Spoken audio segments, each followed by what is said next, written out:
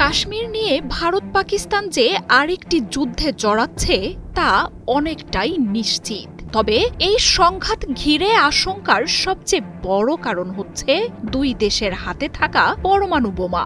আনুষ্ঠানিকভাবে কোনো দেশই নিজেদের ভান্ডারে থাকা পরমাণু অস্ত্রের মোট সংখ্যা প্রকাশ না করলেও দুই দেশের কাছেই এমন শতাধিক বিধ্বংসী মারণাস্ত্র রয়েছে বলে জানাচ্ছে গণমাধ্যমগুলো। কার কাছে পরমাণু অস্ত্রের সংখ্যা বেশি সেই নিয়েও রয়েছে পাল্টাপাল্টি দাবি।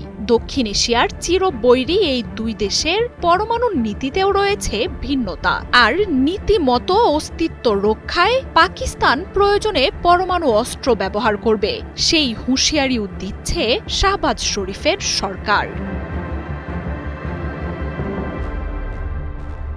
বৈশ্বিক বিভিন্ন সূচকের বরাত দিয়ে গণমাধ্যমগুলো দুই দেশের পরমাণু অস্ত্রের সংখ্যা প্রকাশ করেছে।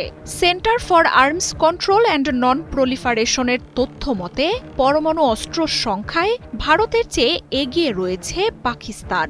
শাহবাজ শরীফের দেশটির হাতে থাকা নিউক্লিয়ার ওয়ারহেডের সংখ্যা 200-র বেশি। ভূমি, সমুদ্র আর আকাশ সব দিক থেকেই পরমাণু অস্ত্র ছোড়ারও সক্ষমতা রয়েছে পাকিস্তানের।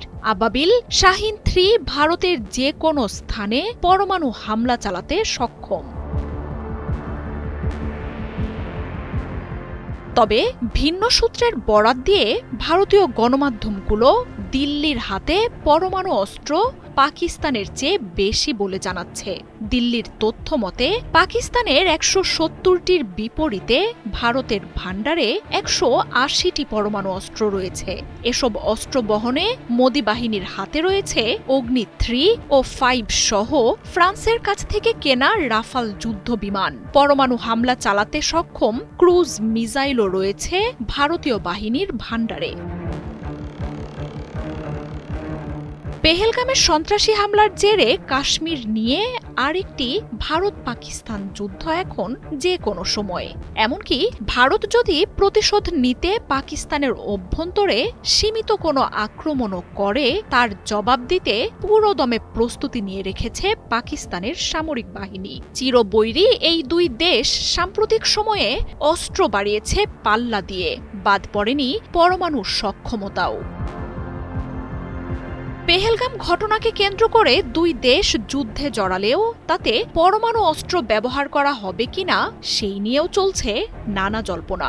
নিরাপত্তা বিশ্লেষকরা বলছেন পাকিস্তান শুরু থেকেই প্রথমে হামলা চালানোর নীতি বজায় রেখেছে, যেখানে কেবলমাত্র আক্রান্ত হলেই তার জবাব দিতে পরমাণু অস্ত্র ছোড়ার নীতি রয়েছে ভারতের।